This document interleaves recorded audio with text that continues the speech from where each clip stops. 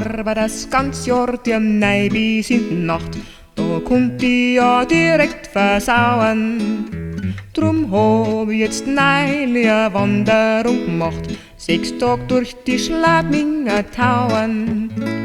Die Hütten, die muss ich schon loben, bloß eine Sache gefällt mir nicht da droben.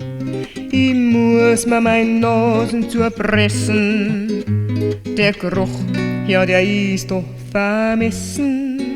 Und an Hunger kannst vergessen. Wir waren da ganz dutzend und die Sonne hat gescheint. Wir steigen jeden Tag ein paar Meter. Die Hütten sind grün, wie die Landschaft ist schön.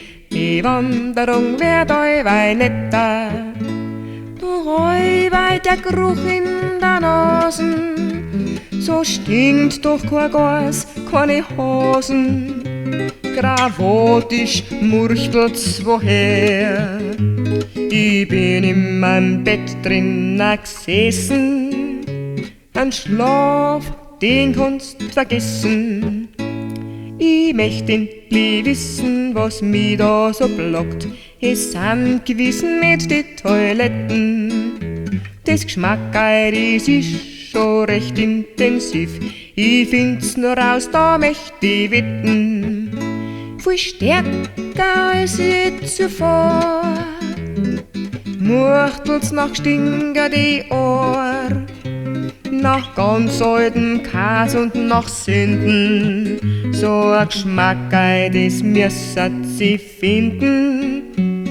Das kommt gewiss aus dem Kammerl da hinten. Die andern, die haben das jetzt auch schon lang gespannt.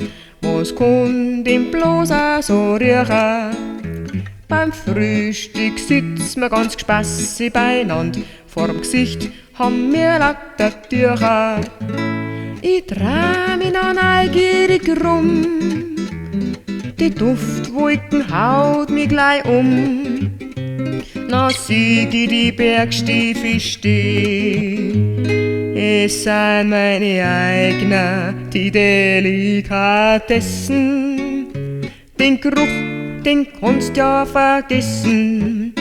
Ich bin kurz vorm Zusammenbruch. Zwing's mein eigener Bergstiefelgeruch. Pfui, Teufel!